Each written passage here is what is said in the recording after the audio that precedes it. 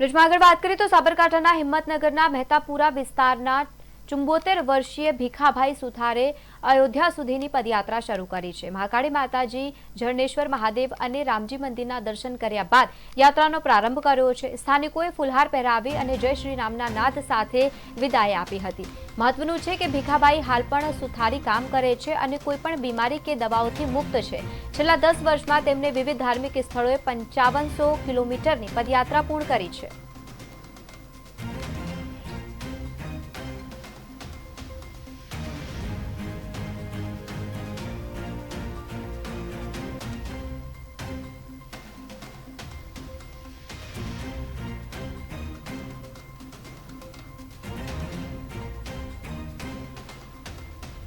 ચોટીલા 8 વખત ગયેલો છું। ચોટીલાથી દ્વારકા 2 વખત ગયેલો છું।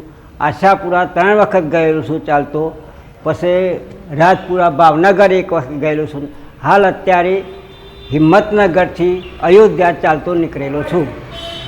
લગભગ એનું અંતર 1300-1400 કિલોમીટર થાય। તે રોજનું 25 કિલોમીટર ચાલવાનું। લગભગ 2.5 મહિને પહોંચાય। 74 વર્ષ થયા। 74 વર્ષ થયા મારા।